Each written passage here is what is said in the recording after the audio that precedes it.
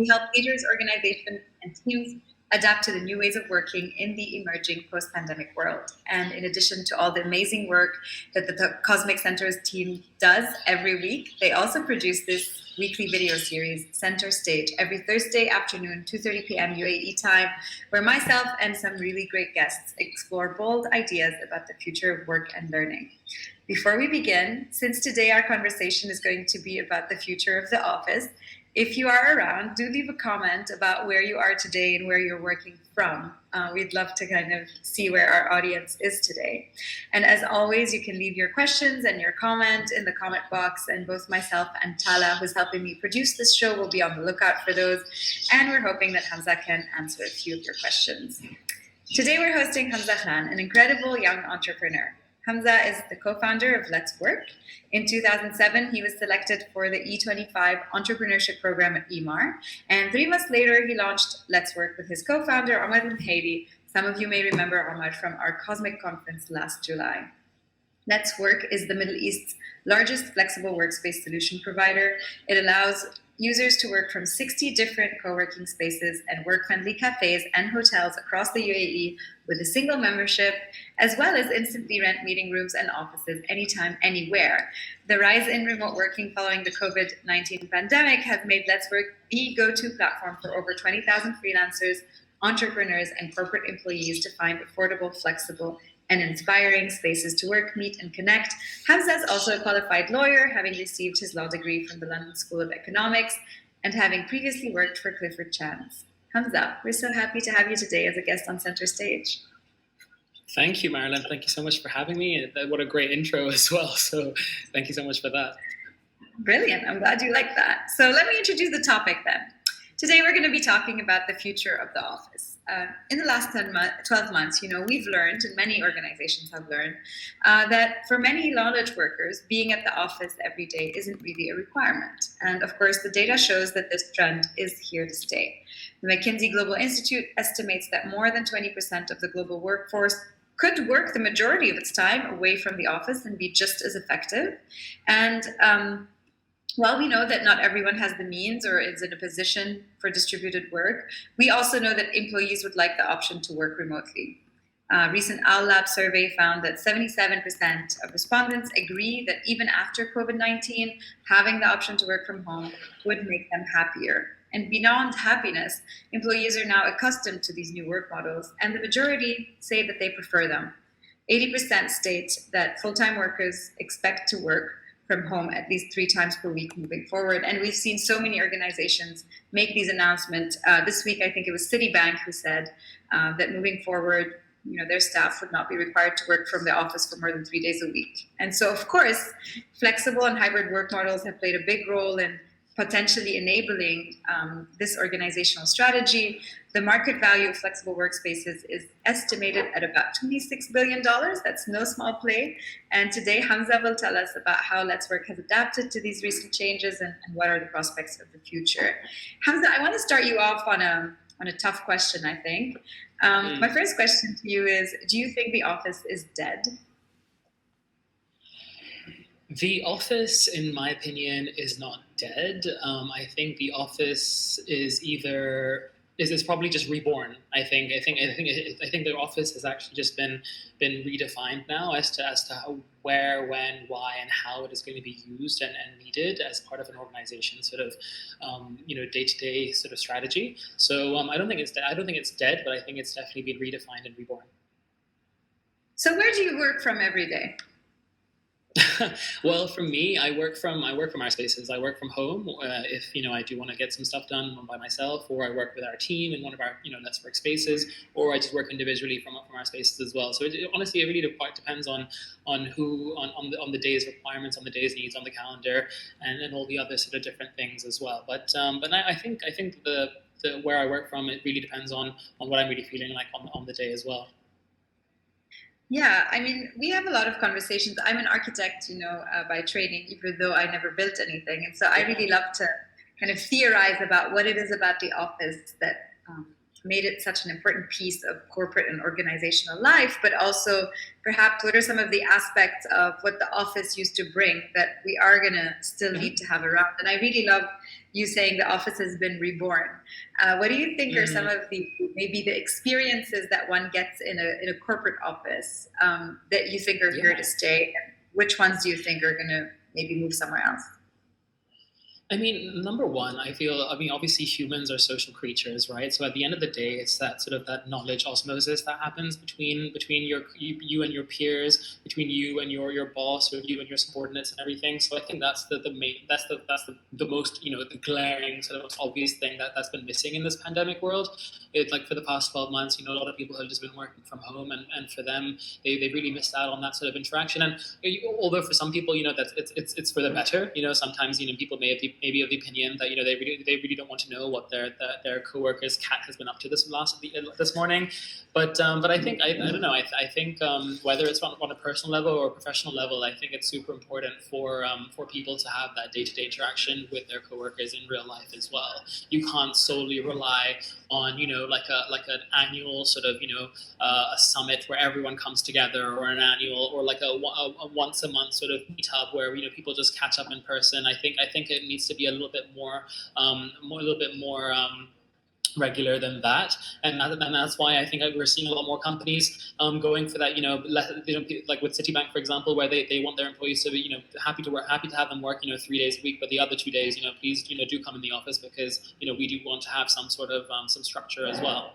And again, it also depends on the culture of that company as well. So if you are, fully remote, then obviously it's and you have employees spread across the whole world, and obviously then that regular meetup thing doesn't really work. But if you're part of a traditional organization with thousands of employees in your own city, I think it would be a shame to miss out on that personal touch. Yeah, I think that's definitely a great point, and that's kind of the answer we often give to our clients who ask us, like, okay, what is the right work model? And the answer is, it depends. I always joke, every good MBA knows that the answer to every question is it depends. But it's really very true that depending on your culture and your rituals and what you want to communicate to everybody, the office can play a very important role or no role at all. And that's definitely a very, very valid point. Last we spoke with Omar back in July at the Cosmic Conference. He told us about some of the cool things that you guys did to respond to the new needs of your customers during the pandemic. And I always use this example actually in the classes that I teach for adaptability, but you guys went on to offer spaces inside the rooms of Rogue hotels, allowing people to book meeting rooms really quickly. Yeah. I'm curious to hear more about, what changed in your business model over the last 20 months, and what are some of the things that you detected from your customers and were able to respond to, and what did you change? Yeah. So I mean, to answer that question, you really have to get down to the customer. So number one, who that customer is, and also what their need was.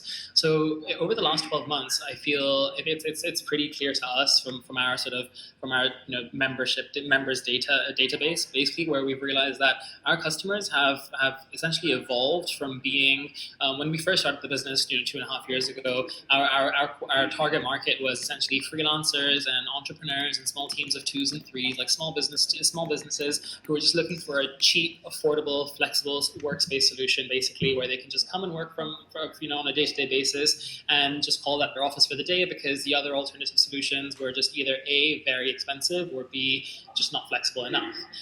Now what we've realized is that our customer demographic has changed, because our product is a lot more attractive to people who are corporate employees. So people who are employed by large corporations, both local or regional or international as well, and their companies have either taken a permanent stance now, where they're now working permanently from anywhere. And it's not work from home, by the way, anymore. It's work from anywhere. So it's remote work. So you're not chained to your dining room desk or your study or your bed, for example, but you have the flexibility and the choice to work from wherever you want, because work can really happen anywhere.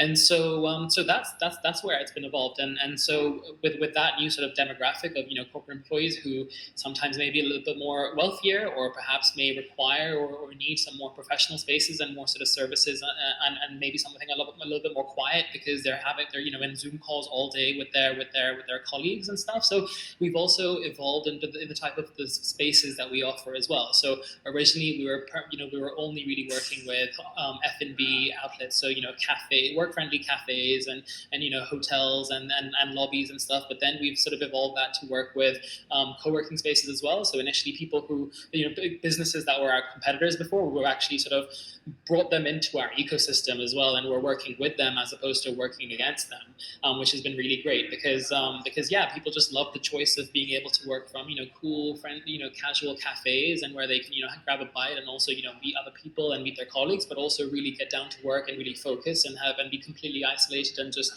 get on with work in a professional, quiet environment. So just giving people the choice. And what's interesting is that you can't really please everyone, but what you can do is you can just give people that choice to make a decision for themselves. So that's the direction that we've gone in, and it's working well for us so far. So yeah, then that room offering with the Rove was super exciting as well, because at the time we had no idea how it would go, and we were the first in the market to be doing that, and we actually ended up having a lot of copycats as well who just did it themselves without doing it via Let's Work. But for us, it's a very, very important market to look at as well. We get a lot of bookings on a daily basis from a wide variety of users, and it's interesting. I thought it was personally just going to be a 2-3 month thing where we could just offer a quick solution to people, but it's still something that's super popular. Yeah, it's incredible to hear. You never know if something is just a good PR stunt or if it's going to kind of turn into a real product and stay on board, right? So when you first hear it, you're like, yeah, that's cute. Like, is it really going to stick around? And I really love that example. I actually, I teach a class on kind of, digital disruption. And of course, COVID is the mother of all digital disruptions. And I actually give an exercise to my students who usually are marketing professionals. And I say, look, I'm the owner of a hotel, and obviously the pandemic has completely disrupted my business. If you're thinking, through other industries, like for a minute, forget that I'm in the pure kind of hospitality industry. Try to expand your mind and think, if I was in another industry and I owned this asset, what would I do with it? And obviously the office story sometimes comes back. People sometimes list, we could use the whole hotel for events and have each room be dedicated to a different exhibitor, and that would create a bit more safety for everybody. Of course, the healthcare example often comes up, but I think it's just so interesting when you kind of stop living within the confines of what this industry looks like and just try to be more creative about, taking ideas from other spaces. And, speaking of which, you guys have a really diverse, let's say, catalog of spaces that people can work from. And, we've seen around the world that people have also moved out of cities. Today, I think there was an article in Bloomberg stating that International Workplace Group have had their shares rebound because they actually have offices outside of the main cities, and we've seen a lot of people move to suburban areas. Now, of course, Dubai is a small place, but I was wondering whether the distribution of where people want to work from has shifted over the last 12 months. Without a doubt, no, for sure. I think before we would typically see all the action happen at our downtown or Dubai Marina spaces, but since then we've sort of seen that sort of proliferate and just spread out across, and we've been looking at it, adding a lot more sort of spaces in communities. Obviously, Dubai is a very small town anyway, so getting from your place to downtown is not very difficult. But no, we're definitely seeing a lot more people, trying to find a place, that's close to home. They're looking for that third place, which is not their home, which is not their office, but it's that third place where they can go, they can work, they can meet, they can connect, they can just, they can chill. And you'd be surprised that the number of people that even buy Let's Work membership, not just to work, but also just to, read a book or to have like a networking meetup, with a bunch of, different people from different industries and stuff. And it's just how you mentioned about how, hotels need to reimagine like their use cases. We've also had to reimagine like our use case as well. Like, what else can you use these spaces for? And just, trying to translate that vision to our partners, our hospitality partners, or our co-working space partners, and helping them really, I don't know, unleash the potential of each square foot of their space. Because I think the hospitality sector in general is also a very rigid sector, which has always been quite slow to catch on to disruption and innovation and technology. But no, I think this pandemic has definitely accelerated all the changes that were coming, and has made them think again as to how they need to see the future of their properties. Yeah, I think that's a really, really valid point. I wanted us to talk a little bit also about hybrid work. So, of course, we've looked at so much data about the fact that everybody wants to maintain some form of flexible and remote work.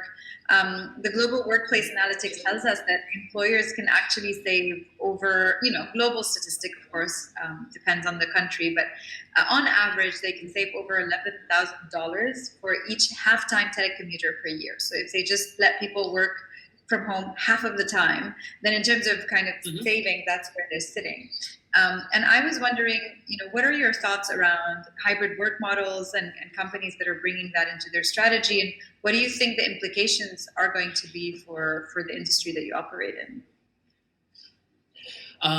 So yeah, I mean, when it comes to traditional commercial real estate players, I think people would be lying if those people would be lying if they said that business is great and we're selling a lot of office traditional offices. I think this whole sector has been completely disrupted, and they've had to just rethink as to what their strategy is. I think with hybrid work, I think that the demand is definitely going to be going towards less of those slick 50,000 square foot HQs in a sexy place in downtown and in main cities, but instead is going to be a lot smaller. Number one, we've seen examples of maybe like a hub and spoke sort of strategy, which I'm not sure if you're familiar with, but it's essentially where companies actually have like a small hub in a prime part of town, which allows which acts as their base, but then they have that spoke, which is like this web of or a network of other spaces which are closer to home where people can actually come and work from as well. So I think because of that,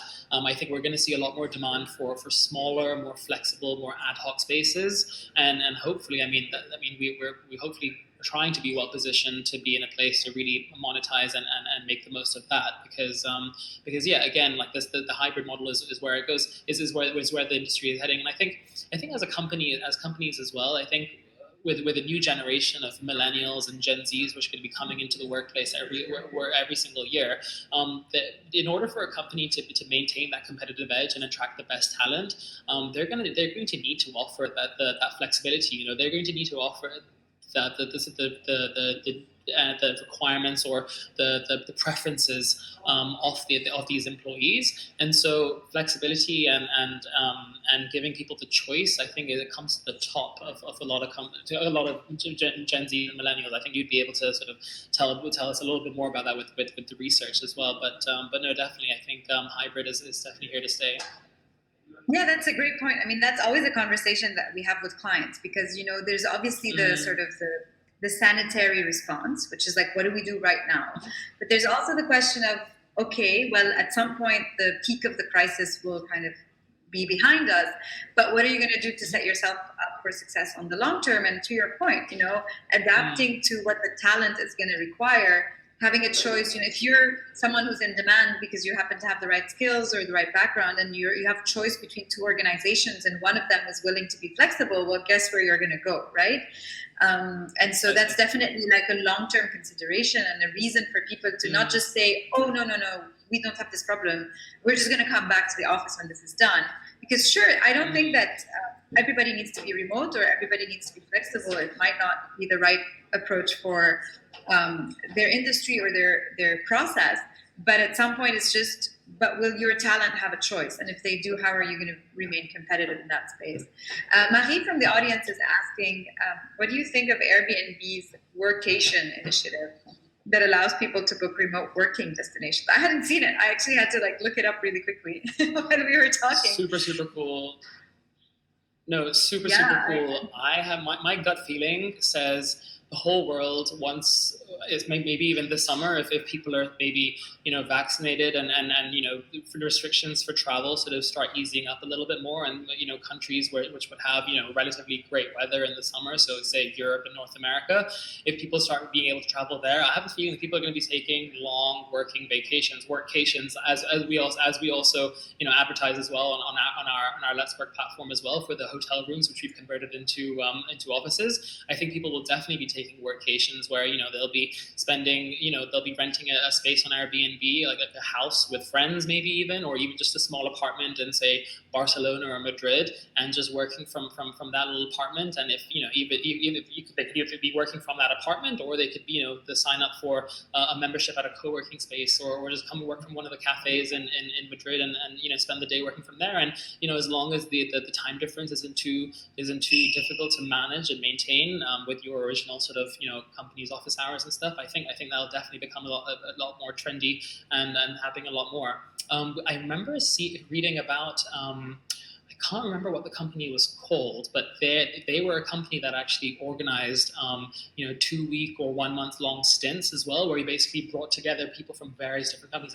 You had to apply, and this company obviously was basically had to suspend operations for like all of 2020, but they were acquired by Selena, and Selena is a co-living concept in Latin America, and now they're growing into Europe and the UK as well. And they acquired that remote work company, and I think that's the future, where people are going to be traveling around the world and enjoying the good weather and working at the same time as well. Yeah, I mean, I'm constantly telling the team that we're gonna have a Cosmic Centaurs residency in Europe this summer if we can, obviously, conditions willing, pandemic willing. But I think that's the whole point, right? For someone like me and everybody on my team, it's like the reason you join these kind of flexible organizations is that you can be wherever you want. And if that means for you that you're always in the same place, then that's that. And if it means that, we have, Tala just commented actually in the feed, one of our colleagues, Gratiana, I mean, honestly, she's been all over the globe this year. We're always like, dude, I mean, seriously, where are you this month? And we're always joking because every month she's in a different location. And that's basically what she's doing, going around from one Airbnb to another and just living the life. And that lifestyle was traditionally sort of reserved for digital nomads, people who worked for some, cool, they did like digital marketing, for example, for someone, where they're a freelancer, and they just, moved to Bali for a month and went surfing, and they moved back home for a month, and they went to Europe for a month. And that kind of lifestyle was for a very, very small type of sort of like a demographic. But now I think it's definitely gotten a lot bigger. That pie, that market has gotten a lot more bigger. And also, with schools, for example, I don't know how a lot of parents, for example, feel about homeschooling, or since a lot of schools are still online as well, and I don't know how long that'll be going on for. I think maybe you might even see large families or parents as well taking their kids along with them. So it's not just the single millennial 25-year-old who's just gone surfing in Bali. I think we're going to see a lot more sort of variety there too. Yeah, I couldn't agree more. I mean, recently we've seen a lot of real estate transactions, one of which was very PR'd in the last few weeks in Dubai. I think there was a massive villa on the Palm that sold to a Swiss family for $30 million or something like that. And we've seen actually, Dubai was rated the best place in the world for business right now because of the perceived safety and so on.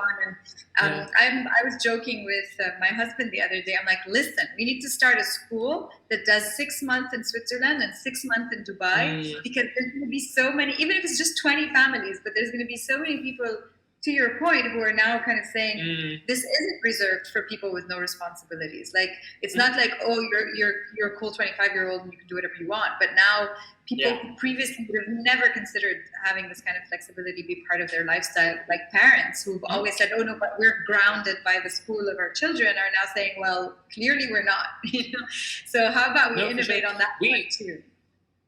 We saw that as well. So in that little pocket of excitement in Dubai, which was like November to February, say when for some reason the whole world seemed to be in Dubai, and everyone had escaped lockdown in Europe, and people were just doing long stays. Like a lot of the hotels really benefited because they had a lot of guests from Europe who were booking in for 2 weeks, 1 month, 2 months, 3 months, and they just kept extending more and more and more because they were just working from Dubai because obviously their offices were still closed, the schools were still remote.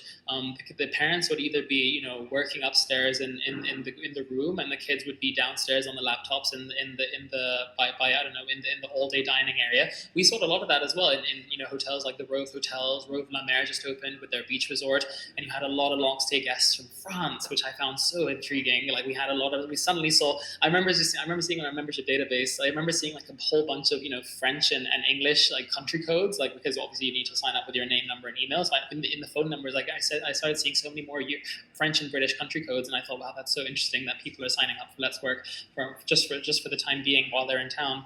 Which was really exciting and made us realize that maybe this is something that's going to be happening elsewhere once the weather worsens over here and it gets better somewhere else. So I think that trend will definitely be here to stay. We are going to take one more question from the audience before we kind of wrap up. Peter asks, what are your corporate clients asking for in terms of flexible workspace solutions? Have any companies that have downsized purchased corporate memberships with you guys? And if so, what did you learn from those engagements? Yeah, so we are still learning from those engagements. So we've had a bunch of companies. I mean, our team membership requests have been through the roof since November, which was super exciting because instead of chasing after that single individual customer and spending all that time and marketing money for that that one customer acquisition, we're now getting 10 people sign up at the same time, which is really great. And each company really varies. So for example, if you're a small business with a team of 10 that are based in Dubai and you end up downsizing your office in I don't know Silicon Oasis or JLT for example, and just downsize completely and end up going for a flexi desk for example, because the thing with the UAE is that it's all really related to from a small business perspective, it's all really related to your trade license and your tenancy agreement and the visas that you need and stuff. So that is a bit of friction as well, because a lot of companies, if they had it their way, they wouldn't even need an office space in general. They wouldn't even need it at all. If they had it their way, they would ideally just completely get rid of it. So for some reason, a lot of people are actually just stuck with having to sign up for some sort of lease, even if it's very minimal. So basically, we've been working with a lot of free zones as well, and basically coming together with some sort of joint solution for these needs as well. So that's been super exciting. But more from a company's perspective, again, like some companies they've needed a space. Maybe it's just they've bought a flexi membership with us, which is access to some of our spaces just a few times a month. Or that this is something that's a little bit more permanent for them, and they said, what, we want to buy membership for our employees on a more permanent basis because they envisage them using our spaces every single day, either individually or as small groups or teams, or even everyone working all together. So it's been a work in progress, which has been really exciting. And I think our model for dealing with teams, I think, is definitely going to change as we onboard more and more spaces, which can handle teams of different sizes and different preferences. But again, I think the companies that have been reaching out to us, from at least the larger ones, those are the ones that are going to be probably the most attractive employers because they have these solutions, and they're going to be one of the ones who are going to be engaging with their employees the most as well because they're offering them solutions. Because if you think about it, as an employee, if I were working for a large company and I saw that, okay, great, my company used to have a massive office in DIFC, which I could come and work from, and it was great, and I had a desk and 2 screens and an office chair and everything. If they're downsizing all of that, then what are they spending their money on? What are happening with all those savings? Surely it's like, it's not part of my salary, but part of the experience of working for that company is getting all those facilities. So how do the companies then basically translate that cost saving into spending a little bit of that money on the employees' well-being and productivity? Yeah, I think we're definitely going to be seeing a kind of a shift of the benefits, right? And so, yeah, it's not part of my salary, but it's part of my benefits. One of the reasons I sign up, whether it's food subsidy or anything like that, we're going to start seeing the shift of those benefits towards things that are supporting these new ways of working, new lifestyles. I'll just take a couple of comments from the audience and then ask you our famous last question. Marie says, yeah, she agrees. The only positive thing about online schools is the flexibility that they've now provided for parents. And Daniele says that he agrees. We're certainly moving towards a more flexible and fluid model of work organization. I just want to thank everybody who is with us here today. And Hamza, sadly, we only have 30 minutes for this. We could talk for a while longer, I'm sure. I'm bringing us to our next question. So if you can, please complete the following sentence with one or two words and then explain your choice of words. And the sentence is, the future of work is. I hate to be cliche because the word has been used so much in this call, but flexible.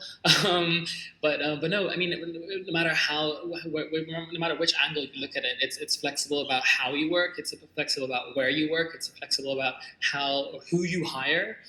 It's flexible with how you hire as well, and how that work is even done. Like, do we really need desktops? Can we maybe go on, can everyone get laptops? Do we really need, Citrix and all those different sort of, VPNs and all those massive those softwares that a lot of large companies use to manage everything? Or can we basically, migrate towards something a little bit more simpler and easier to use? And all these questions, I think people have just been, traditionally just, gotten on with because it was, they didn't think of anything better, they didn't even have any options before. But I think this whole future of work ecosystem is just going to be bringing out a whole plethora of different solutions to all these different problems that people have, and hopefully for the better. Yeah, absolutely. Well, thank you so much, Hamza, for your time. I really enjoyed our conversation, and so did our audience, who had a lot of questions and comments for you. Thanks to all the attendees. Of course, the video is still available. If you think someone in your ecosystem would enjoy this conversation, please do go ahead and share it with them. It will be on LinkedIn forever. We'll also be reposting it on our website later as a blog post. And if you don't do so already, please do follow Cosmic Centaurs on LinkedIn, Twitter, Facebook, and we are now on Instagram. So check out our pages. We do make it a point to post, useful and cool content. And of course, do visit our website, cosmiccentaurs.com, and subscribe to our newsletter to keep up with the news. And I look forward to seeing all of you in our next episode, Thursday, April 1st, 2:30 p.m. Dubai time. Hamza, once more, thank you so much for joining us, and see you around. Thank you, Marilyn.